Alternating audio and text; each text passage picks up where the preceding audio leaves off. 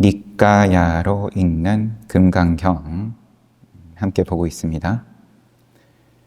그렇다면 왜 구마라집은 보살승으로 함께 나아가는 이 부분을 산스크리트어 범어로는 보살승으로 함께 나아간다. 이거를 아뇽따라 삼약삼보리심을 일으킨 이렇게 번역했을까? 구마라집이 금강경을 번역할 당시 이 부분은 지난 시간에 말미에 본 거죠. 이 중국의 상황과 인도의 상황이 달랐다. 인도에서는 이 대승이 이야기가 된 이유가 그러면 그 씨앗이 그러면 씨앗이 싹을 튼 이유가 부파불교로 나눠져 가지고 하도 논쟁을 하다 보니까 이게 합심해서 보살의 길로 나아가자 이제 이런 운동이 있었다라고 이제 표현을 하시는데 이제 그런 기운이 모였다. 다들 이제 지치는 거죠, 한마디로. 그러다가 또 평화로워도 평화에 지치니까 또 투닥투닥 하는 거고 늘 왔다 갔다 하는데, 중국의 경우에는 이제 그러한 상황은 아니었기 때문에 그냥 대승이 전달이 돼가지고, 그 당시 중국인들에게 필요한 것은 불교의 깨달음이었다. 깨달음에 좀 더 포인트를 이제 두고자 구마라지 스님이 이렇게 번역을 한 거일 거다는 정도겠죠. 그러나 어디까지 봤냐? 수보리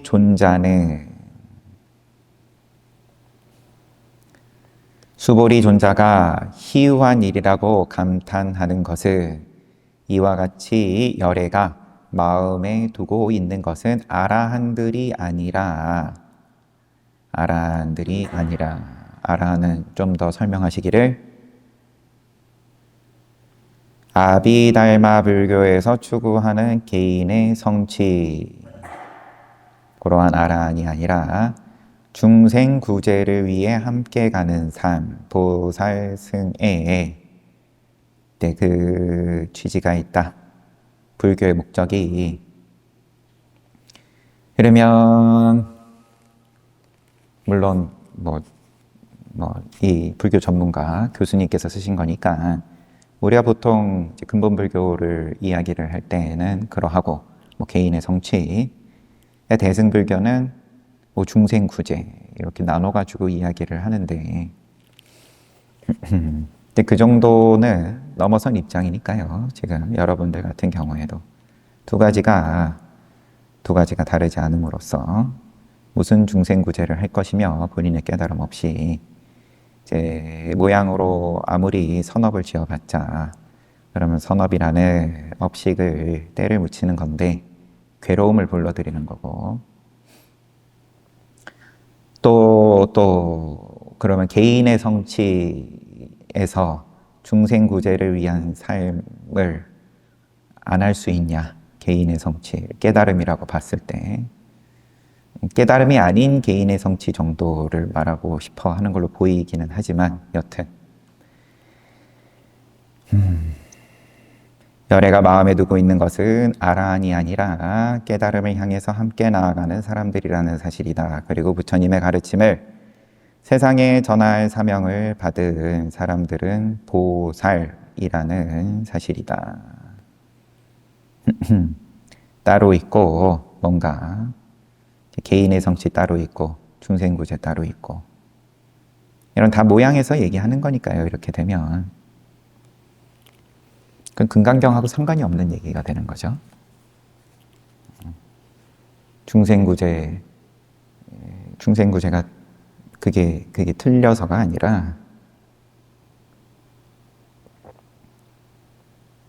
내가 무위법의 입장으로서 아무것도 안 하고 숨만 쉬어도 안 하는 중생구제다. 이익을 준다. 그러면은 겉으로 봤을 때는 환자다.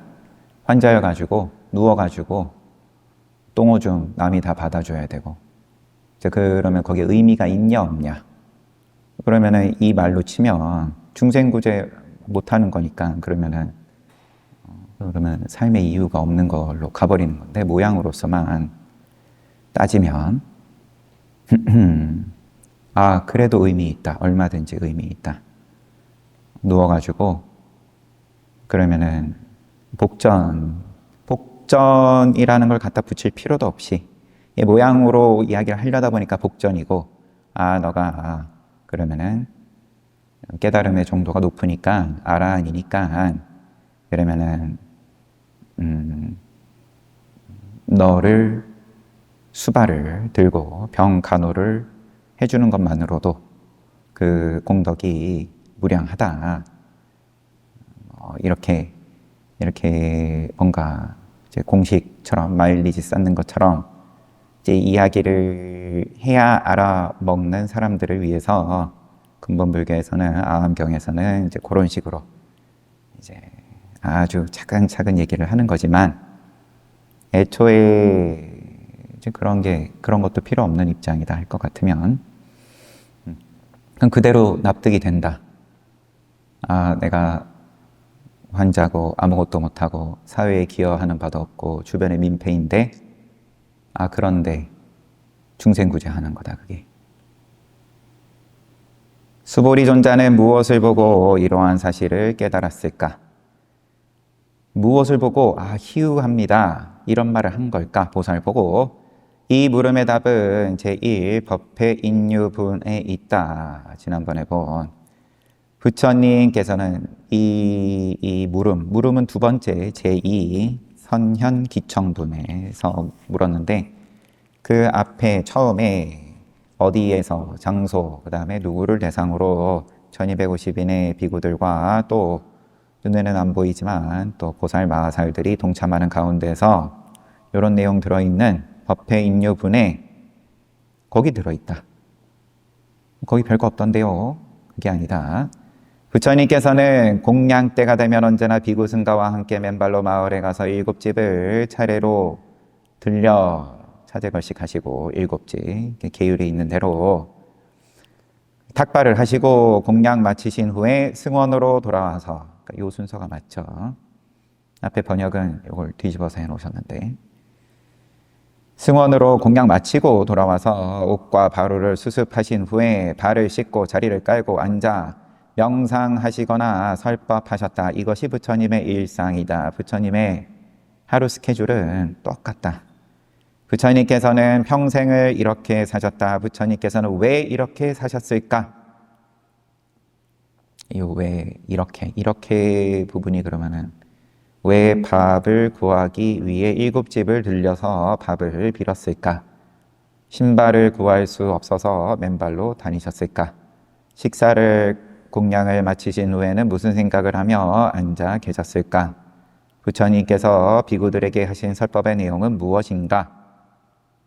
이거는 그냥 산발적인 질문이라 어느 한쪽으로 몰아가는 걸로 보이진 않아가지고 그냥 넘어가겠습니다.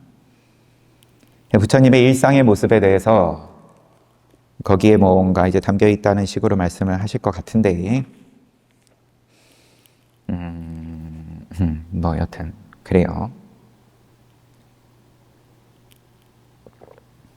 왕왕 보면 이 앞에 법회 인유분 부처님께서 그렇게 탁발을 하시는 모습, 처음에 태어나셨을 때에는 7걸음을 걸으시고 천상천하 유화독존을 말씀하시고, 그리고 걸음걸음에 연꽃이 피어나고 발이 땅에 미세하게 닿니 안 닿니 그런 얘기도 하고, 그런데 여기서는 이렇게 땅에 흙을 묻히셨으니까 발 씻으셔야 되는 거고, 정사에 돌아와가지고 앉으실 때 이제 여기에 다 담겨 있다, 이렇게 가끔 이야기하는 것들을 이제 듣는 경우들이 있는데, 여기서는 뭐라고 하시는지 보겠습니다. 우리는 맞지마니까야 85 보디 왕자에게 설하신 보디 왕자에게 쭉 살아오신 그때까지 그 출가하시게 된 뭐 계기라든지 왕궁에서의 생활과 출가하신 이후에 알라라 깔라마고 우다 깔라마부타로부터 처음에 세간선장을 배우시고 이런 내용들 쭉 이야기를 하시죠. 거기에서 그 답을 찾을 수 있다. 박가 국의 보디 왕자는 화려한 궁전을 완공하고 부처님을 초대한다. 그는 아무도 밟지 않은 계단에 하얀 융단을 깔고 부처님께 맨 처음으로 오르시기를 청한다.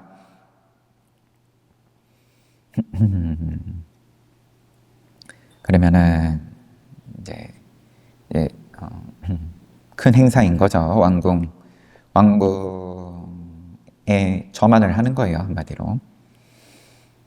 부처님은 융단 앞에서 걸음을 멈추신다. 보디 왕자는 거듭하여 청하지만 부처님은 침묵으로 일관하신다. 이를 본 아난다존자가 보디 왕자에게 다음과 같이 말한다.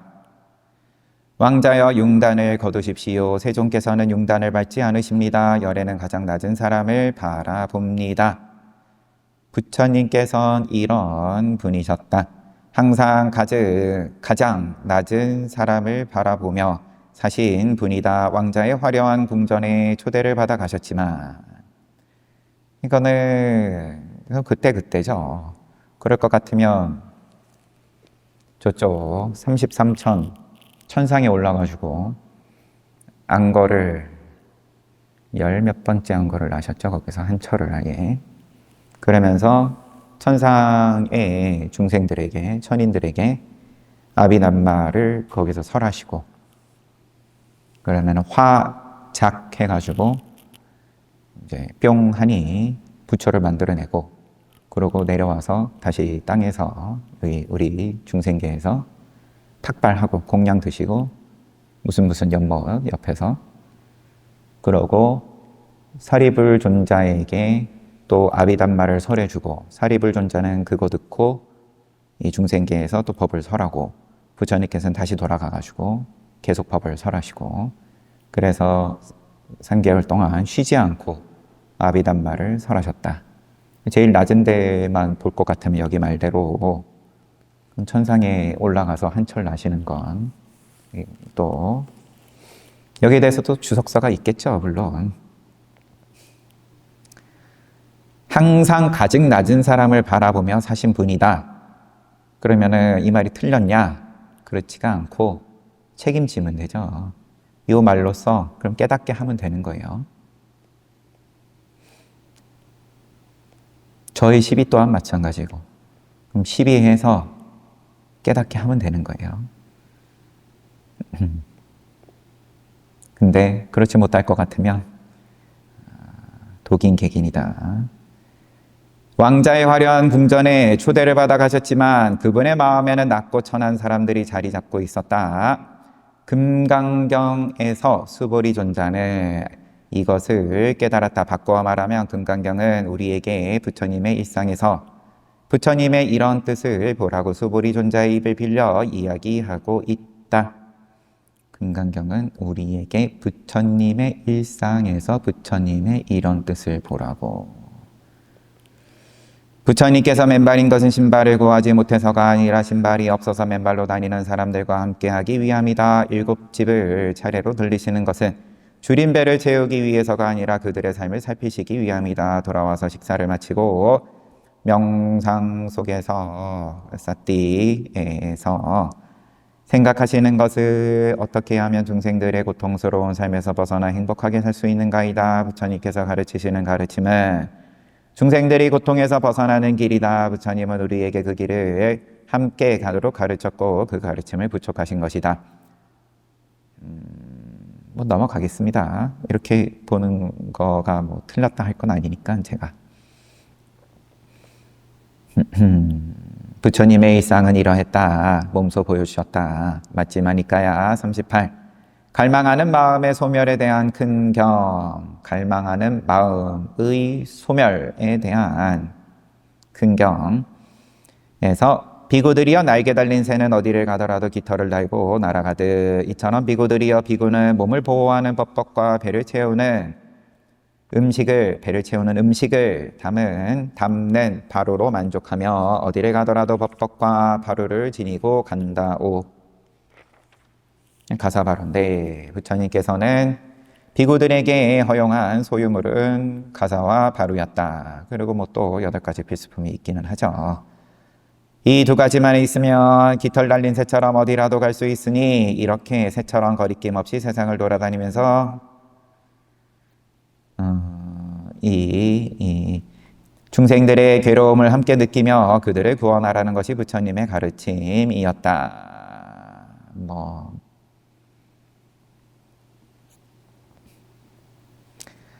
부처님께서 가르치시고 부촉하신 그 보살의 길을 함께 가려는 사람들은 어떻게 해야 할까? 이것이 금강경의 주제다.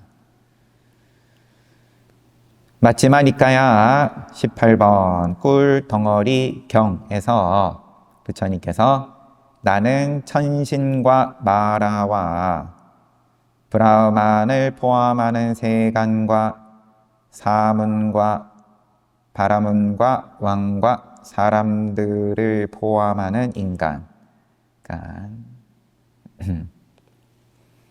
천신과 마라와 브라만을 포함하는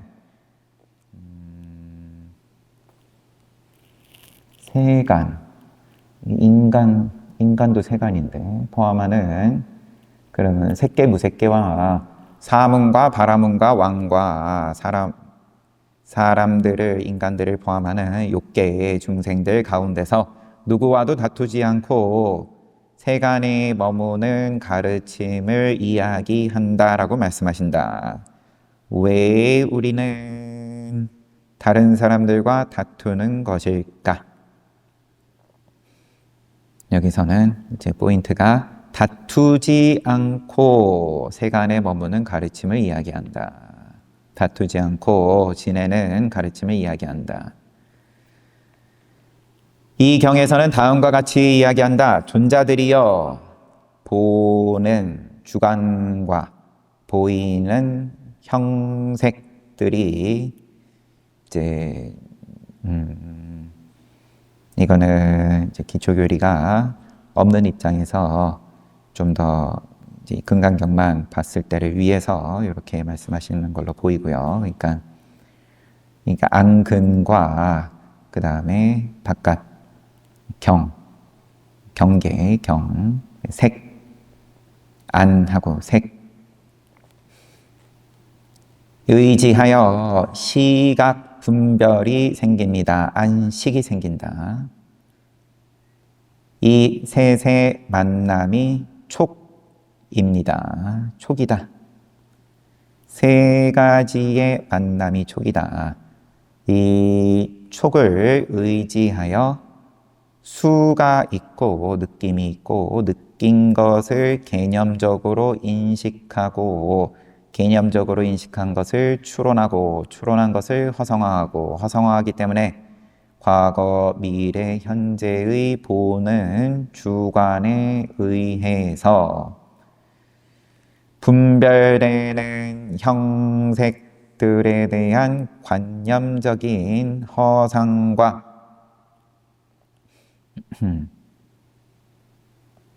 개념과 정의가 사람을 공격합니다. 지금 여기를 인용하신 이유는 왜 다투냐? 갈등을 왜 하냐? 여기에 대해서 왜냐하면 이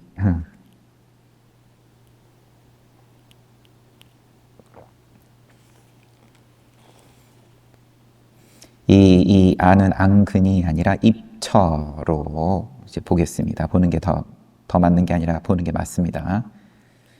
이제 눈이 있고 근데 입처로서 12입처를 지금 이야기를 하는 건데 형색이 있고 바깥 경계가 있고 식이 있고 이 3가지가 같이 유기적으로 돌아가가지고 내가 보고 그럼 찰나시간에 바로 거기에 대해서 인식하는 거죠. 그게 이제 촉이다, 촉. 그럼 느낌이 발생하는 거고 개념으로 인식하고 추론하고 허상화하고 과거, 현재, 미래로 보는 주관에 의해서 분별되는 형색들에 대해서, 분별되는 식의 그러한 형색들에 대해서 관념적인 허상과 개념과 정의가 사람을 공격한다.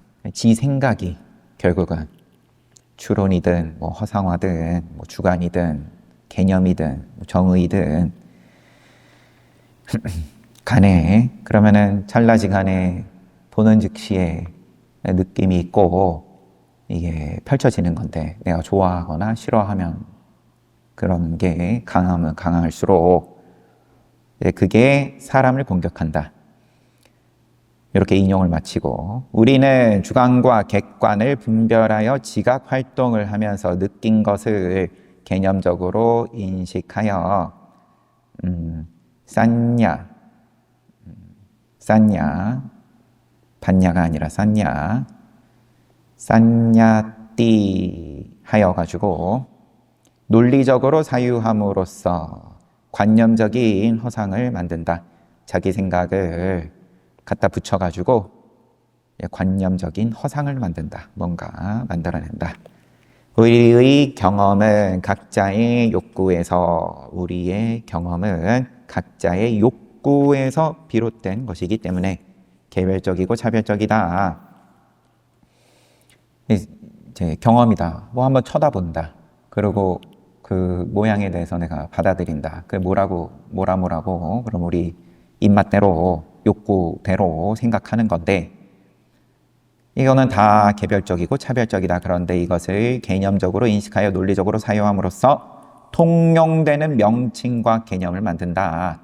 어쨌든 의사소통해야 되는 거니까 만들어내는 건데,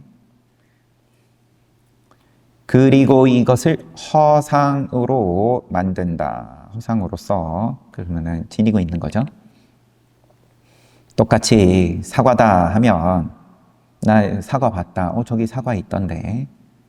내일 또 우리 법회 이제 과일장 보시고 준비 벌써 다들 정성 들여서 하시는데, 그러면은 지금 무슨 과일이냐?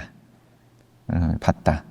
그러면은 무슨 과일로서, 요 말로서, 단어로서, 소리로 주고받고 하지만 그림 그리면은 사과의 모양은 무조건 서로 다를 수밖에 없는 건데, 허상을 만든다. 개념을 통해 이루어진 허상을 가진 사람들은 동일한 개념을 사용하지만, 사과라는 개념을 사용하지만 그 개념이 품고 있는 내용은 각자의 욕구에 따른 경험이기 때문에 동일하지 않다. 여기에서 논쟁이 발생한다. 모든 논쟁은 이제 서로 다르다. 그림 그리면 다르다. 그러면 싸운다. 다르니까. 각자의 욕구에 따른 경험이기 때문에 동일하지 않다. 여기에서 논쟁이 발생하다. 모든 논쟁은 이와 같은 관념적인 허상의 대립이다. 이런 의미에서 나는 한역에서 희론으로 번역한 빠빤카, 발음이 맞을지는 모르겠습니다. 희론으로 한자로 번역을 한 요 빠빤카를 관념적인 허상으로 번역했다. 부처님께서는 모든 이론이 관념적인 허상임을 깨닫고 모든 모양이 허상이다. 관념적인 허상에서 벗어나 체험적으로 인식하여 있는 그대로 보고 다투지 않고 살아가는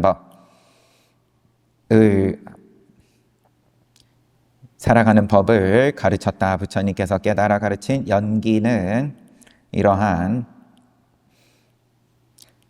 다투지 않고 살아가는 법으로 체험적으로 깨달은 진리다. 부처님께서 깨달아 가르친 연기는 다른 사상과 논쟁하는 관념적인 이론이 아니라 모든 논쟁을 종식하고 참된 삶을 사는 법을 보여주는 실천적인 가르침인 것이다. 이 실천이 뭐냐? 어디다가 점을 찍고 실천을 이야기를 하느냐? 중생구제, 그래, 중생구제 좋은데 뭐를 중생구제라고 생각하냐? 그러면 이 책도 지금 볼 게 아니라 던지고 나가가지고 열심히 어려운 사람들을 돕고 가장 낮은 사람들에 초점을 두고 융단을 밟지 않는다는 걸, 항상 가장 낮은 사람을 바라보며 사는 거다. 융단을 밟지 않는다.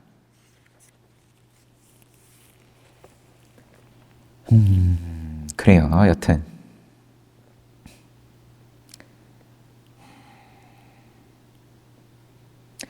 용수가 중론 귀경계에서 부처님은 생멸, 거래, 일이, 단상 등 생멸, 죽고 사는 거고, 살고 죽는 거고, 나고 죽는 거고, 거래, 오고 가는 거고, 일이, 하나다, 둘이다, 다르다, 하나다, 같다, 다르다, 단상, 영원하다, 아니면 끝이다. 모든 모순 대립을 떠나 연기를 설하여 희론을 정멸했다라고 중론의 용수보살이 한 말은 이를 뜻한다. 이와 같이 부처님의 가르침은 희론을 벗어난 무쟁의 가르침이다. 그런데 아비달마 불교는 이론을 만들어 논쟁을 일삼고 있었다. 무쟁 좋죠. 무쟁. 그러면 그것 또한 모양인데, 무쟁. 그 무쟁을 얼마나 또 책임질 수 있냐. 좋은 말인데 싸우지 말자. 아비달마 불교는 논쟁을 일삼는다. 아비달마 불교가 논쟁을 일삼았겠습니까? 생했으면 이미 늘 논쟁인 건데, 하루하루의 삶이 내가 사냐 못 사냐, 내가 저거를 죽여가지고 사냥에 성공해서 나와 우리 가족이 그러면은 또 며칠은 그래도 살 수 있냐, 수십만 년을 그렇게, 아니면은 인류 이전에 생명부터 얘기를 하려고 그러면, 아니면은 그 이전에 우주부터 이야기를 하려고 그러면, 우주가 다 논쟁인 건데, 그렇게 치면 여기서 여기까지는 논쟁이고 여기서 여기까지는 평화다.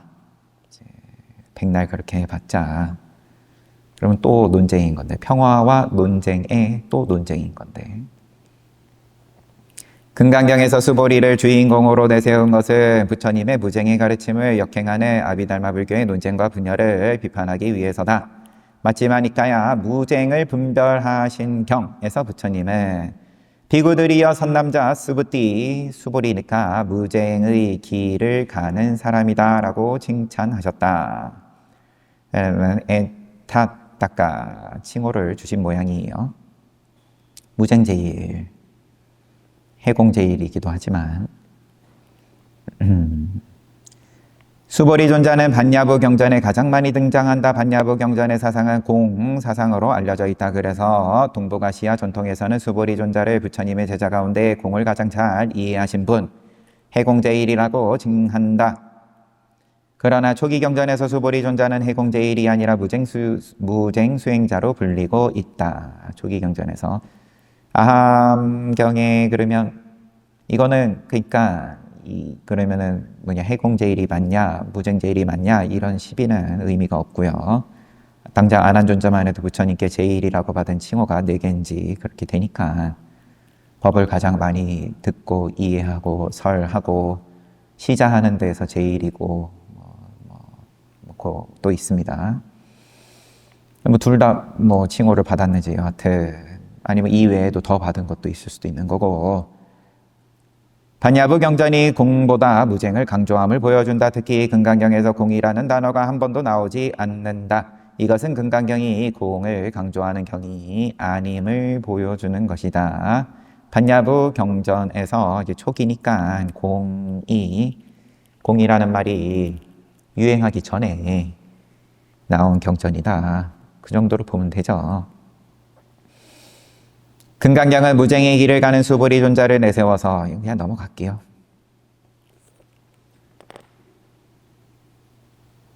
수보리의 질문을 통해 금강경이 취지를 밝히고 있고, 그게 이제 다른 제자도 아니고 수보리인 이유가 뭐냐를 또 의미를 무쟁제일이다. 그리고 그 무쟁이 이제 중요한 포인트다. 뭐 그런 이야기를 하시는 거죠. 근데 무쟁을 어떻게 할 거냐? 무쟁은 무위법인 건데 모양 있으면 다 쟁인데 쟁. 2장 보살의 서원. 이게 뭐 자꾸 보다 보니까 책을 끝까지 못 볼 것 같은 기분도 들어요. 제4 번역만 봐도 되니까 뭐 끝까지 보기 하겠죠. 대승정종분. 이제 법회 인유분을 받고 이제 수보리의 질문이죠.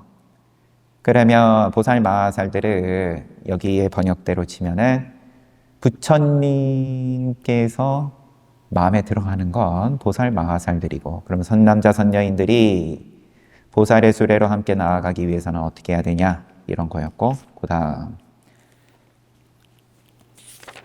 대승정정분. 세종께서 수보리에게 말씀하셨다. 보살승으로 함께 나아가는 사람들은 이와 같이 마음을 일으켜야 한다. 수보리여, 난생이든 태생이든 습생이든 화생이든 형색을 지닌 중생이든 형생이 없는 중생이든 생각이 있는 중생이든 생각이 없는 중생이든 생각이 있는 것도 아니고 없는 것도 아닌 중생이든 중생계에 무리지어 있는 중생계에 속하는 모든 부류의 중생들을 내가 모두 무여열반계에 들도록 하겠다. 더 간단하게 보면 보살승으로 함께 나아가는 자들은 이와 같이 마음을 일으켜야 된다. 모든 중생들을 모두 무여열반에 들도록 하겠다. 하지만 이와 같이 헤아릴 수 없는 중생들을 열반에 들게 해도 사실은 어떤 중생도 열반에 들어간 중생은 없다. 라는 마음을 일으켜야 한다. 왜냐하면 수보리여, 아상, 인상, 중생상, 수자상이 생긴 사람은 보살이라고 말할 수 없기 때문이다.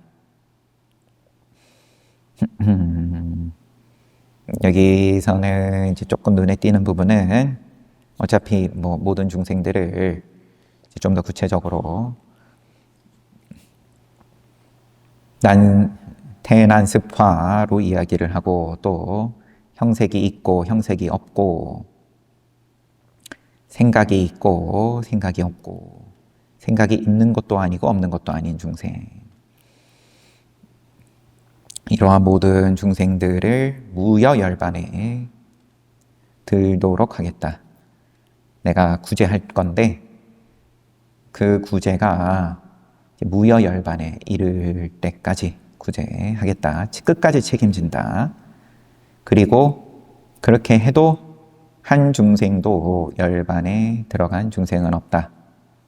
하지만이라는 좀 이제 또 추가의 어떤 이해를 돕기 위한 하지만 한 중생도 내가 구제한 바가 없다. 이렇게 마음을 일으켜야 된다. 왜냐하면 아상, 인상, 중생상, 수자상, 중생 구제를 모든 중생을 대상으로, 그리고 그 정도도 끝까지, 그런데 구제한 바가 없다. 왜냐하면 애초에 중생이라는 생각을 일으켜서 하는 중생구제가 아니기 때문에. 그래서 중생상, 아니면 뭐 아상이든 인상이든 수자상이든. 대승정정분으로 불리는 이 부분은 수보리 존자의 물음에 대한 부처님의 답변이다. 대승정정분이란 대승의 근본 취지라는 뜻인데, 대승의 종지, 대승의 종지는 뭐냐? 모든 중생을 끝까지 구제하고 구제한 바가 없다. 예, 천연들은 이 부분을 금강경의 근본 취지로 보고 이렇게 이름을 붙였다. 부처님의 답변 형식으로 보이는 금강경의 취지는 두 부분으로 되어 있다. 1번, 보살을 일체 중생을 무여열반에 들게 하여 모두 제도하겠다는 마음을 일으켜야 된다. 구마라집이 마땅히 이와 같이 그 마음을 항복받아야 한다로 번역한 부분의 범어는 땡땡이다. 이것을 번역하면 이와 같이 마음을 일으켜야 한다. 이다. 항복이라는 말은 안 들어가 있다는 거죠. 이 부분은 부처님께서 가르친 불교의 취지가 아비달마 불교에서 지향하는 아라한 이 개인의 성취가 아니라 보살승에 있다는 것을 천명한 것이다. 이거는 뭐 이게 당연히 이제 금강경의 불교학자가 보는 정통 그러한 해석이겠죠. 둘째, 이와 같이 헤아릴 수 없는 가없는 중생을 제도해도 사실은 어떤 중생도 열반에 들어가지 않았다. 왜냐하면 보살에게 아상, 인상, 중생상, 수자상이 생긴다면 보살이라고 말할 수 없기 때문이다. 아상, 인상, 중생상, 수자상이 있다면 생긴다 보단 나는 보살, 너는 중생 이런 관점으로 보면 애초에 처음부터 보살이 아니다. 나 너도 없다. 이미 깨달은 입장에선 보살의 입장에서는 구마라집이 아상인상 중생상 수자상으로 번역한 단어의 범어는 아뜨마 산야 삿바 아뜨마 산야 사뜨바 산야 지와 산야 뿌깔라 산야이다. 산야는 반야의 반대 개념, 상대어, 이제 자기 생각을 붙인 거, 있는 그대로 거울처럼 보는 게 아니라, 비춰보는 게 아니라, 그 자기 생각을, 관념, 생각을 의미하는 말이다. 상으로 일반적으로 번역한다. 그렇다면, 아뜨마 산야, 삿바 산야, 지와 산야, 뿌깔라 산야는 구체적으로 어떤 거냐? 아함경의 다음과 같은 내용이 있다. 이제 우리 앞에 본 산스크리트 금강경을 토대로 보자면 이때 당시에 입장을 반역을 하는 거다. 그러면 아상이든 중생상이든 이거는 브라흐만 교에서 이야기하는 것을 가차없이 가지쳐 내시는 거고, 지와 산야는 또 불교하고는 비슷하지만 짜이나교에서 이야기하는 것을 가지쳐내는 거고, 그 다음에 또 나머지 뿌깔라 산야는 부파 불교 가운데 또 밖에 외도의 입장이 아니라 불교 안에서 또 뭔가 상을 만들어내고, 무화가 그만큼 쉽지가 않다. 무화가 이야기를 하다 보면 은근슬쩍 또 모양을 만든다. 부처님 말씀을 가지고 이야기를 하다가도 영원이다. 이제 목숨이 있는 거다. 목숨이 있는 거에 대해서 이러쿵저러쿵 하니까 이제 수자상 이렇게 이야기가 된 거고. 그럼 영혼은 아니지만 비스무리하게 뭔가 개념을 또 흐릿하게 명확하게 있다 하면은 모양 있는 게 돼버리니까 그렇게까지는 가지는 못하고, 하지만 아예 없다 해버리면은 잡을 게 없으니까 너무 막연하고, 그러면 포교도 안 되고, 우리 애매하게 뭐가 있는 것처럼, 없다고 입으로 말을 하면서도 뭐가 있는 것처럼 이제 그렇게 자꾸 흘러가는 거죠, 한마디로. 거기에 대해서 또 칼질 하시는 거고, 뿌깔라산야. 이런 거 뿌깔라산야 해도 흐릿하게 뭐 만들려고 해도 그거 보살 아니다. 그거 안 깨달은 건데 깨달은 척 하는 거다. 근데 여기서 잡아함경 인용하시면서 또 뭐라고 하시는지 한번 보죠. 시각 활동과 형색을 의지하여 시각으로 분별하는 마음, 안식이 생긴다. 이 셋이 만나는 것이 촉이다. 여기서는 촉을 또 경험이라고 한글로 하시고, 경험과 함께 느끼는 마음, 수, 생각하는 마음, 상, 의도하는 마음, 사가 생긴다.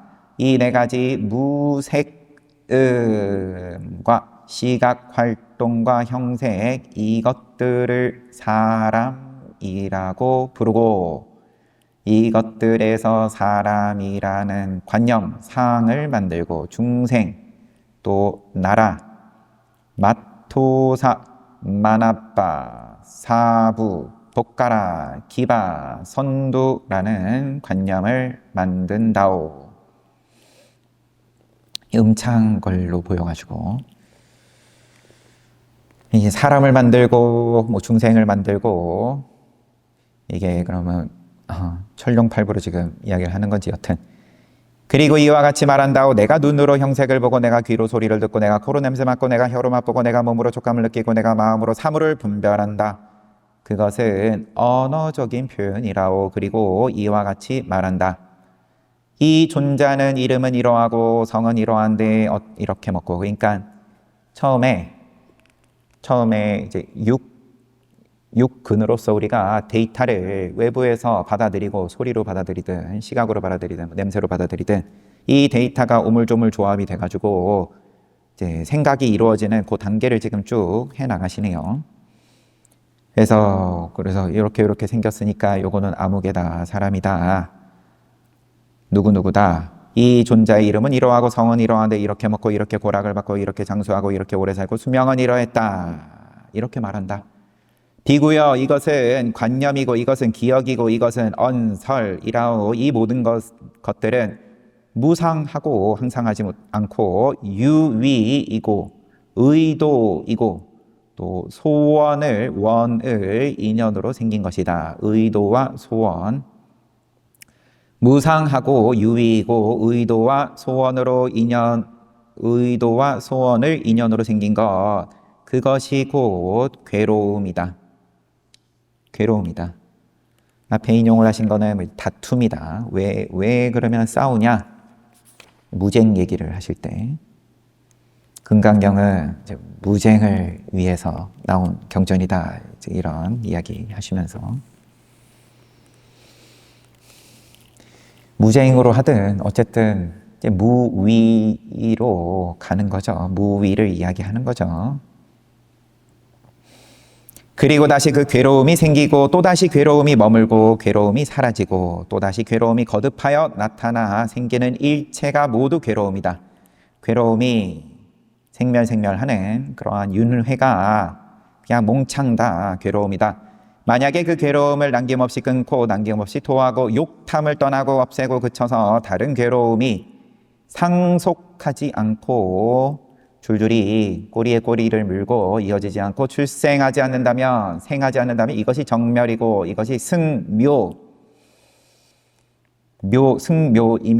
남은 것을 모두 버리고 모든 갈망하는 마음이 다하고 남은 것을 모두 버리고 갈망하는 마음이 애가 다하고 탐욕이 없고 멸진한 열반이라고 한다. 이게 눈으로 쭉 얘기하신 거고 같은 식으로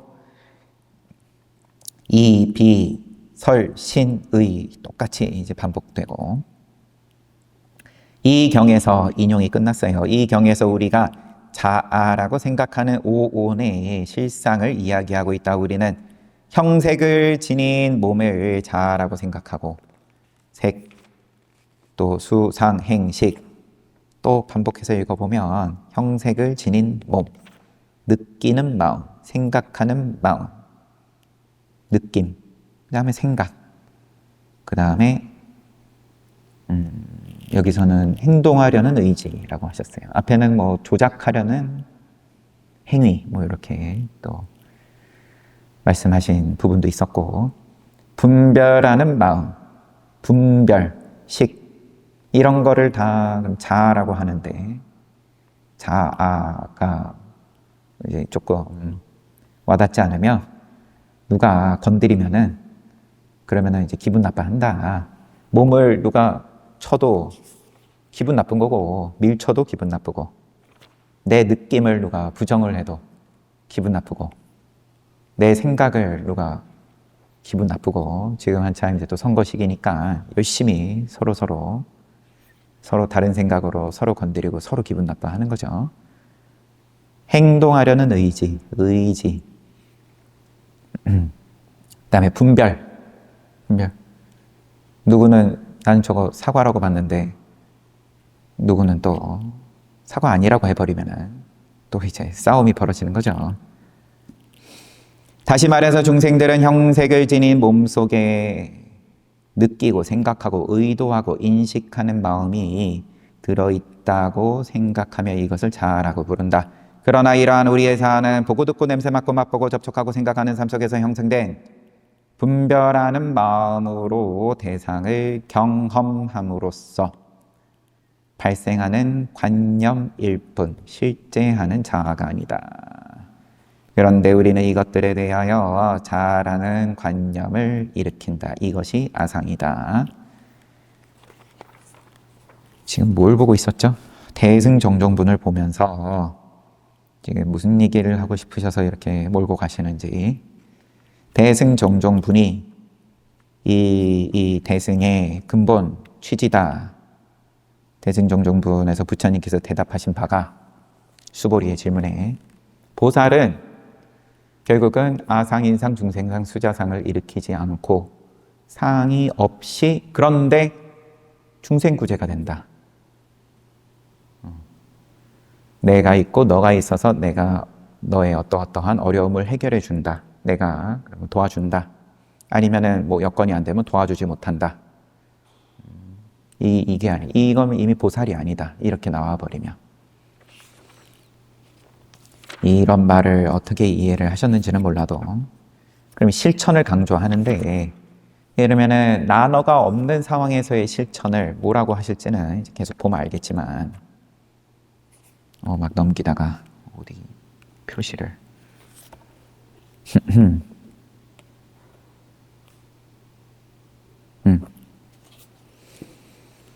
그래서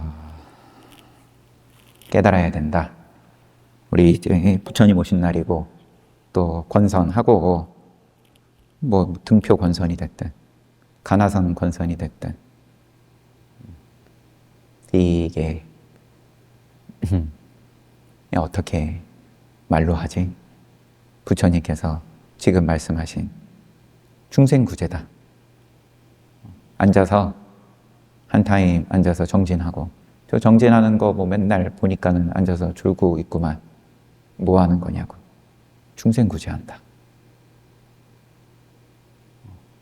그래도 조금이라도 책임질 수 있는 수행을 지금 한 입장에서 보는 중인 거고, 뭐 이 긍정이 안 되면 사실은 그러면 결국은 들어가면은 다 시비거리인 건데, 다 나쁜 놈이고 나도 나쁜 놈이고 온통 도둑놈들 모여가지고, 그런데 어찌어찌 굴러간다.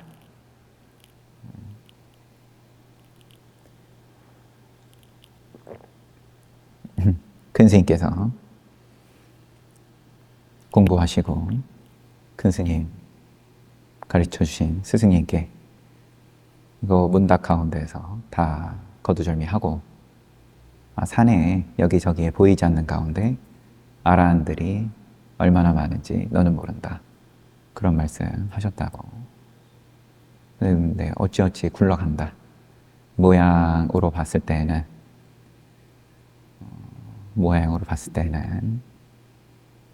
다 시비거리고 용납이 안 되는데, 이제 그 가운데에서